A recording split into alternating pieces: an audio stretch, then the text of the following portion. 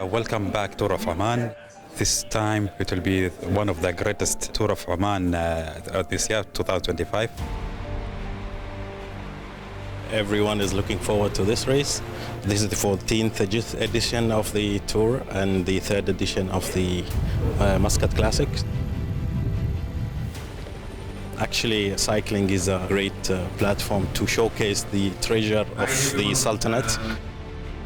We have one new stage from Bushar to Sinkhole.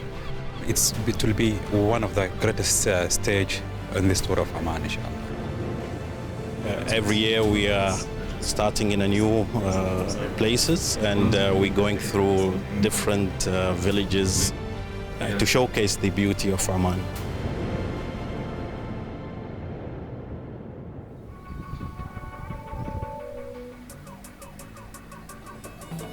I think here the first couple of Ks are a bit easier, so it's a nice introduction to the season, and yeah, I think it will just get more and more hectic towards the final, so we need to be more and more sharp.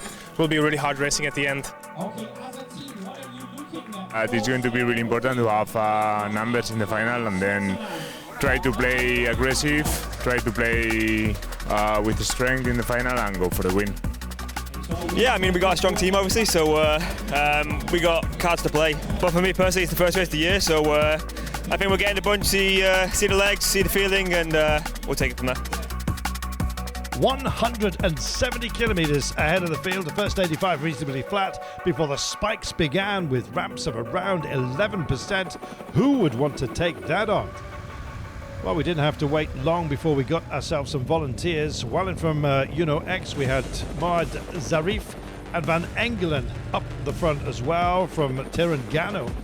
Well, that whittled down rather quickly. Didn't take long for Zarif to be dropped, and Wallin was in trouble, the bigger man of the two, leaving Van Engelen up the front.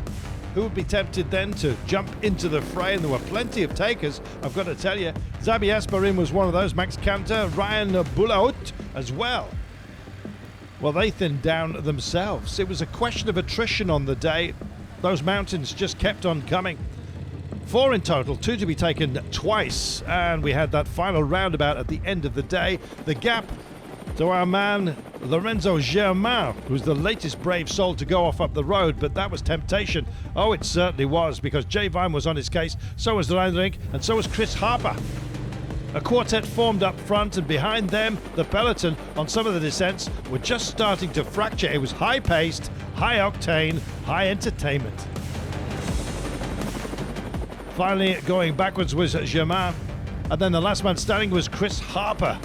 The Melbourne Mauler was off and underway. So many incarnations we had of the breakaway, but it was all to come to naught, because right at the very last, they were caught, and we were in for a hell of a sprint finale. 1 roundabout, 1 turn, and then 1 chance to take this classic. So early in the season for so many, straight out of the box for some. How would it pan out? It was a grandstand finale that everyone had been looking for. Only the 3rd edition of this race, but who was going to take it?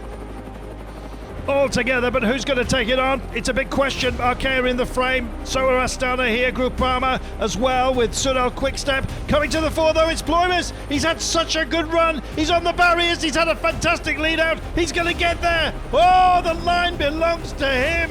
It's his arms that will lead. Nobody's going to tag him. That was amazing.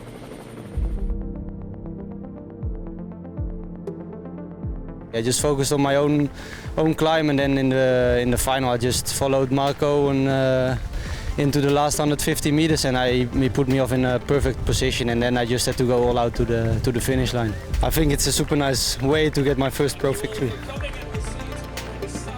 What an amazing result for an amazing young rider, carrying his form into this season, and what a launch pad he has given himself.